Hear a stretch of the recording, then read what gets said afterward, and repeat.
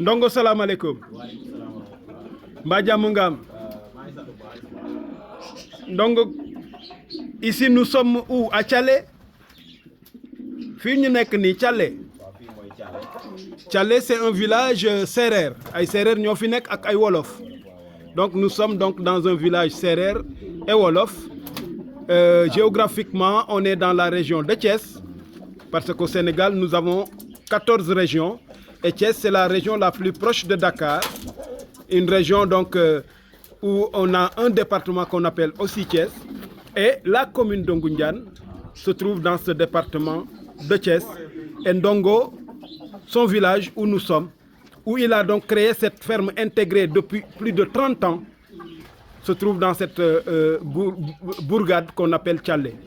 Et comme vous pouvez le voir, Ndongo, avec son expérience, a réussi à installer cette ferme intégrée où il y a de l'agriculture, donc fruitière, mais aussi donc il produit des légumes, il produit donc des plantes médicinales, mais surtout et surtout de l'élevage de volailles. Comme vous pouvez le voir, on a donc différents types de races de poulets, donc, mais aussi des races de pigeons qui sont donc surtout donc des pigeons qu'on trouve sur le plan international. Certains sont importés et tout.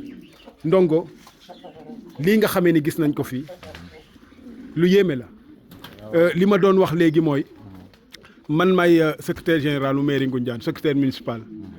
Donc ceux qui sont donc en France et autres vous direz que donc je suis le directeur général des services donc de la mairie. Mais aujourd'hui, c'est la première fois que je viens visiter cette ferme de Ndongo. Et je viens de voir donc quelque chose que je ne présumais même pas. Li ma gis fii Ndongo yaakaaruma ko woon sax.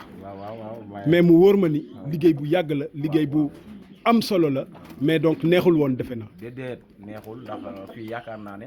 lu ne daj naa ko lu ne fekk na ma fii ndax mun naa ne bi may tàmbalee fii nii. si robinet laa tàmbalee woon. dem naa fi bay fay facture ndox 150 000 par weer boo fayul le 10 ñu ko payal. Ndongo dit que donc au début c'était pas facile. Il a commencé donc il y a de cela une trentaine d'années. Au début, il n'était pas autonome par rapport à l'alimentation en eau, mais il utilisait l'eau courante donc des forages et ses factures d'eau donc allaient jusqu'à 150 000 francs par mois. dem naa fi ba bis nii dañoo xëy ne ma. dama leen a yoreel xaalis ma ne leen dama leen koy fay par étape ñu ne ma déedéet dooñu ko fayee par étape globalement ngañ koy fayee. Et les factures étaient tellement chères que parfois il ne parvenait pas à payer tout d'un coup. Et il avait même demandé à un certain moment, vu que donc ses dettes étaient donc importantes donc par rapport à la consommation d'eau, il avait demandé qu'on lui fasse un moratoire pour qu'il puisse payer donc par tranche.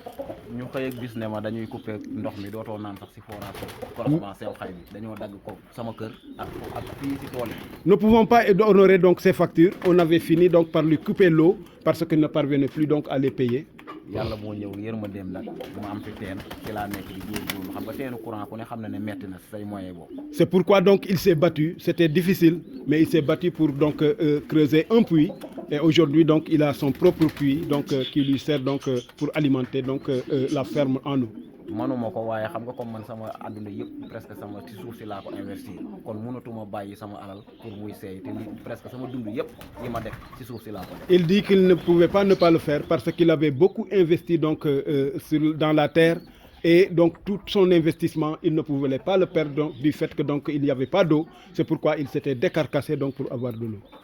lii nag defuma ko pour man kese dama ko def ngir sama dëkk def ko ngir sama gox def ko ngir commune bi def ko ngir àdduna bi moo tax ma def ko. Il dit que donc il ne l'a pas fait seulement pour lui individuellement mais il l'a fait aussi donc pour son terroir, pour sa commune, pour son pays, le Sénégal, mais aussi donc pour le monde, pour ceux qui aiment la nature, pour ceux qui aiment l'élevage, pour ceux qui aiment donc l'activité paysanne de manière générale. am yéene nag dem wuti ay mala yoo xam ne ndax sama ambition de vie bokk na si wut mbooleem rab yi nga xam ne xëy na mën naa am autorité dugal ko si Afrique bokk na fi sama ambition de vie li ma gën a bëgg fi sama àdduna nag bokk na si dugal fi ay gaynde ay bukki ak ay seggal yooyu ñoo gën a doon sama bëgg-bëgg fi sama àdduna man. Et Ndongo dit que mon ambition c'est donc d'introduire ici dans cette ferme toutes les races animales qu'on peut trouver donc à travers le monde et donc il projette même donc d'introduire des races de lions, des races donc d'hyènes qui peuvent venir donc de un peu partout donc à travers le monde.